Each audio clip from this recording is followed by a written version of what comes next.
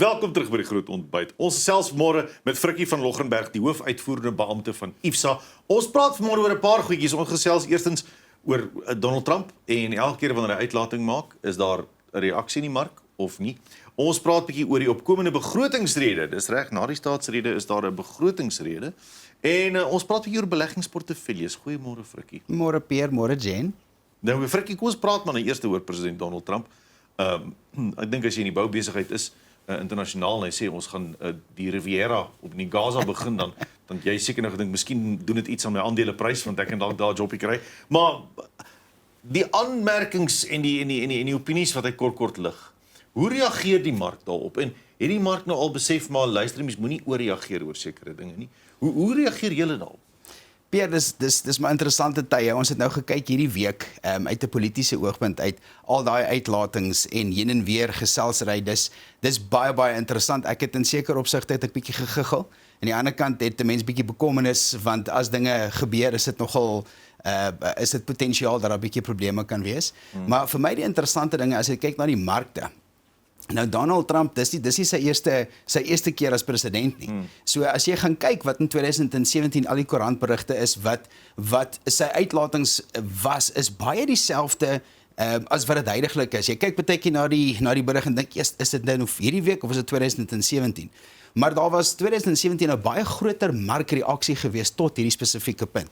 Die mark se reaksie, daar was reaksie gewees die laaste week oor sy uitlatings, maar baie minder. Wat vir my sê, die analiste en die beleggers het dit verwag. Daar was verwag dat daar sekere dinge gaan gebeur. Hy het gesê daar gaan dinge gaan gebeur.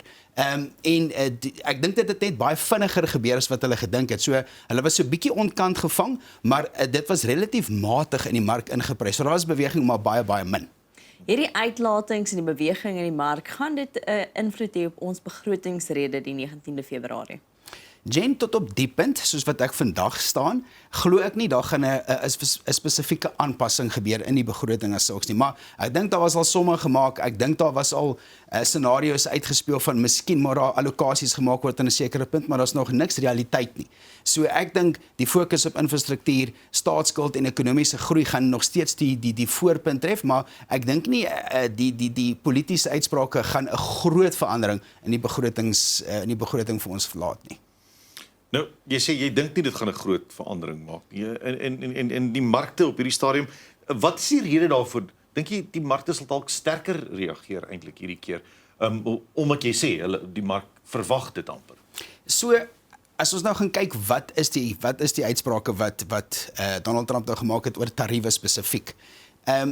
Hy hou baie van tariewe. So hy sien dit as 'n onderhandelingsmeganisme. So ons gaan interessante tye sien die volgende jaar of 2 spesifiek op hierdie punt, afhangende van hoe hierdie onderhandelinge nou basies plaasvind. Ons het nou klaar gesien Mexico en Canada het klaar 'n bietjie partytjie toe gekom en toe sê hulle okay, vir 30 dae gaan ons nou hierdie tariewe nie toepas nie.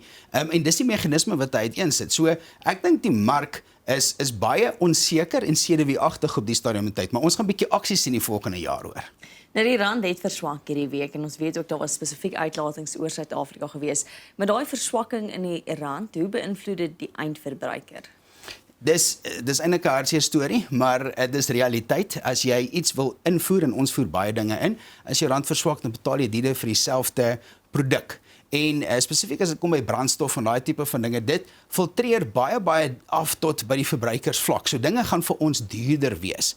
Maar in Suid-Afrika, boonbehalwe die geraas daar buite, het ons valutabeheer. So dit is 'n stelsel of 'n stelsel wat toegepas is en hierdie stelsel gevolglik het 'n verswakking in die rand teenoor die buitelandse geldeenhede natuurlik. So jy gaan verwag dat oor tyd jy 'n 5% gemiddelde verlaging sonder enige politieke inmenging of uitsprake kan ek so sê. So mense moet net bewus wees en dit voorbeplan. Dit raak nie 'n beursie wat jy moet spandeer, maar hoe kan 'n mens jou beleggings beskerm? Want kyk, dis al klaar vas. Dit lê. Dis nie in jou hande nie. Jy het nie daai keuse van waar jy nou jou geld nou dadelik môre plaas nie. Hoe beskerm 'n mens jou beleggings dan teen sulke wisselvalligheid?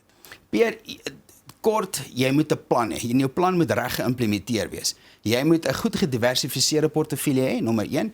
Nommer 2, jy moet 'n strategiese plan hê wat jy teen hierdie dinge kan uiteensit en jy moet verskansing toepas.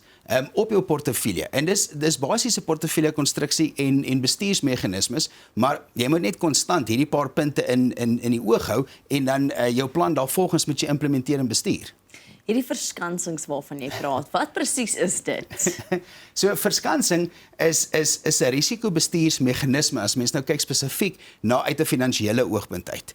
So om 'n voorbeeld te gee, ons weet nou dat die rand gaan verswak, so jy wil verskans of jy wil keer. Jy wil jou geld laat die koopkrag hou, so jy het 'n meganisme of 'n belegging wat jy doen wat jou keer dat die rand nou nie verswak en jy verloor jou waarde nie. Dieselfde met die volatiliteit wat nou in die mark aangaan. Jy moet 'n strategie of 'n plan hê of 'n meganisme hê wat die volatiliteit teenstaan. En dan natuurlik jy kry verskansingsfondse wat sê Pick n Pay gaan op en as Pick n Pay op gaan Checkers af of albei kante toe. So jy het meganismes wat jy dit mee kan bestuur. Meganismes, dis baie moeilik.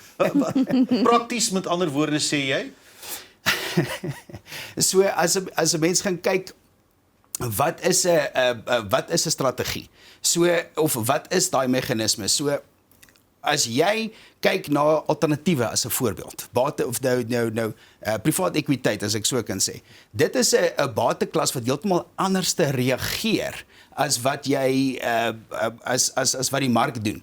So daai is 'n spesifieke strategie. Jy wil by 'n 5-jaar plan of 'n 6-jaar plan waar jy by 'n spesifieke gedeelte uitkom. Jy het jou meganismes of jy het jou bateallokasies nou daai uiteengesit en jy het nou laat ek so die verskansingsgedeelte of die alternatief heeltemal op die punt daai kant. So die alternatiewe reageer nie so sporadies soos wat jy uiteensit nie. So jy wil oor tyd wil jy nie so volatiliteit in jou portefeulje het nie en daai spesifieke bateklas keer werk dit heeltemal teen. So dis die strategie. Jy moet daai alternatiewe in die portefeulje hê en dit is 'n meganisme wat jy kan gebruik. Is dit dan maar soos diversifisering in my portefeulje? Is dit dieselfde ding? So diversifisering en verskansing baie dieselfde. Diversifisering is meer jou strategie wat jy verskillende bateklasse oor jou strategie uiteensit. Jy het jou eiendom, jy het ekwiteite, jy het effekte, daai tipe van ding wat jy oor tyd behoort 'n goeie opbrengs daai uiteen te sit. Waar verskansing is baie meer spesifiek, 'n spesifieke risiko wat dit teenstaan. Ek kan dit vergelyk of laat ek so sê, albei is dinge wat jy eet. Waar diversifikasie is jou goed gebalanseerde bord kos, al jou groentetjies alles bymekaar en verskansing is 'n bloeddrukpil vir 'n spesifieke doelwit. Sure. Okay, right. Dit's aan hier na te kyk wat mense altyd besef nie. Hierdie kombinasie van bateklasse in dies meer. Jy het verwys na alternatiewe bates. Hierdie alternatiewe bates, hoe kan jy dit gebruik om dan daai verskansing of die diversifisering in jou bateklas aan te help? So jy begin met die einde. Jy weet waar jy wil uitkom. Jy weet jy wil 'n sekere groeipersentasie wat jy by wil uitkom en jy posisioneer jou portefeulje volgens daai bateklasse 1 jaar, 3 jaar, 5 jaar plus.